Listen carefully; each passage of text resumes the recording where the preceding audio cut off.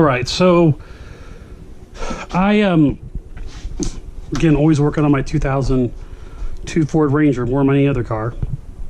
Again, it's amazing if you talk to blogs, talk to people, how many other problems these trucks are known to have, or specifically the 3-liter engine.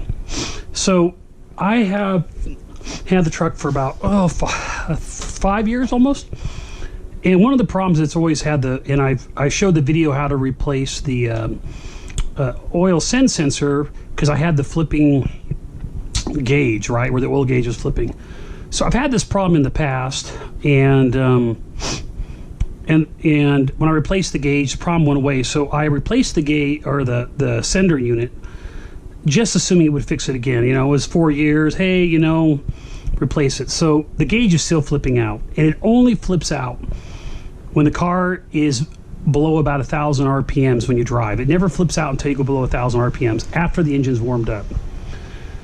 So I called a Ford dealer, and they said, oh yeah, if you were to come in, we would give you a Motorcraft synthetic blend motor oil 5W30. We wouldn't run the recommended 5W20. It gets too thin. It helps with gas mileage, but we don't recommend it. So I thought I'll just do it myself. Well, I put the synthetic blend in, and the car is leaking horribly this morning. It leaked oil through every seal probably in it, the rear main seal, and the oil pan. It is just coated on the bottom of the engine. So I called another dealer, and they're like, whatever. They go, well, your car's too old. You shouldn't have run this. And we would recommend just a regular non-synthetic 10W40. They said if your oil gauge is flipping out, you need thin in the warmer climates, because we seldom get below freezing here in Texas. They said you should be running a 40 weight.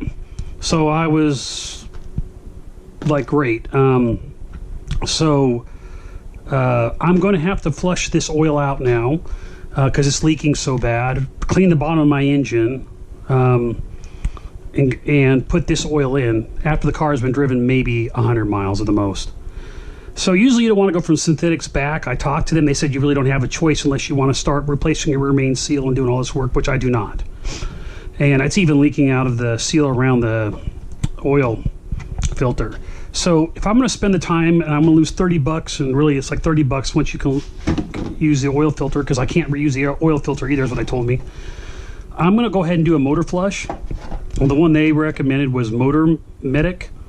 And what you do is you just basically put this in before the oil change, let the car run for 5 minutes. They think that there might be some gunk in the oil tube. So I'm going to go ahead and put that in, run the car for 5 minutes, and then I'm going to switch out, let the car cool down, obviously, and then put in the 10W40 and pray to God that solves the problem and I didn't cause some other issue. Also, I will film and show you the car is stuck on the defrost mode, and I'll show you how I fix that as well.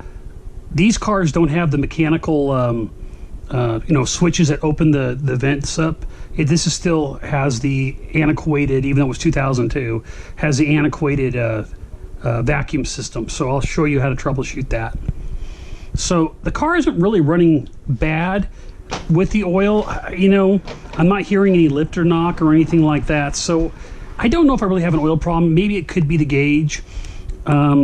But at this point, I'm going to try the recommended solution before I go really worrying about the gauge or anything else.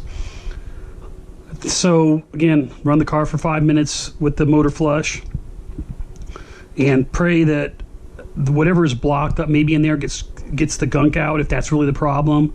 Flushes down the engine and put in the thicker oil per the recommendations. They said if you do go to 10W40, if it gets below freezing, you shouldn't run it. You shouldn't drive this truck, which this is rare that it freezes here anyway, so I'm not really that worried by it. So film it as I go, show you how to fix the duct problems, and pray to God that I can get this car to stop leaking.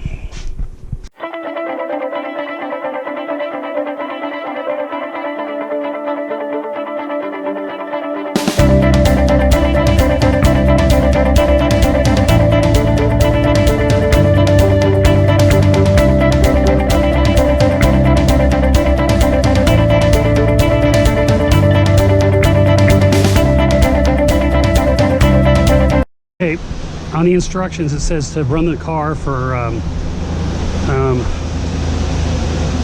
run it for 5 minutes with the oil engine flush, and then 5 minutes to let it cool down.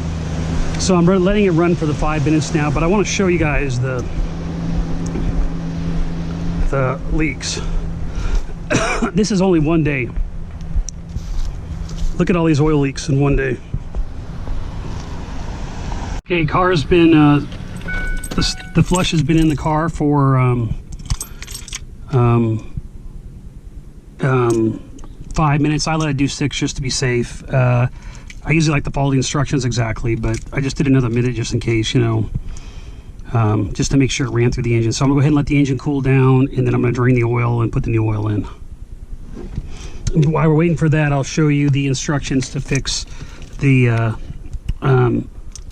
car not flipping between defrost and the main front.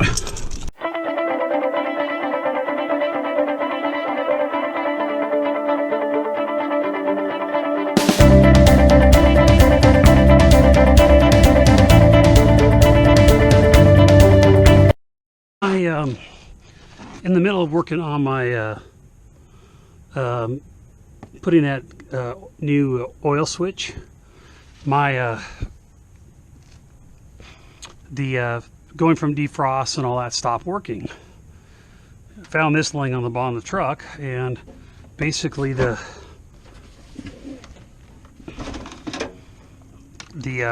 vacuum hose is out. Going to your cab on the passenger side, I just end up pulling it out, is all I end up doing.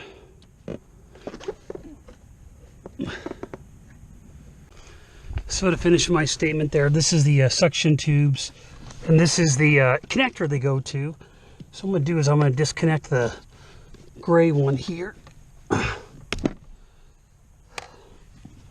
let it fall back through. So there's a gray and a black one, and the white one goes to the gray, which goes to your the gray one goes to your heater core switch. So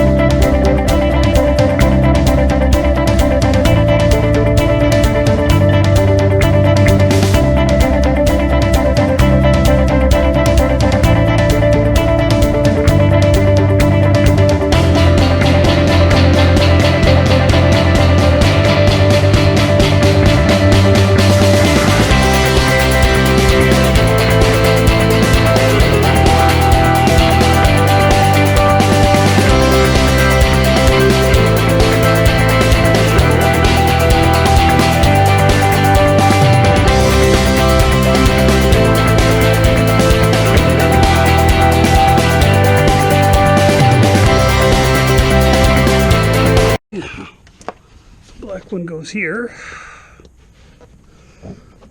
on the reserve. The other one goes to the heater core switch.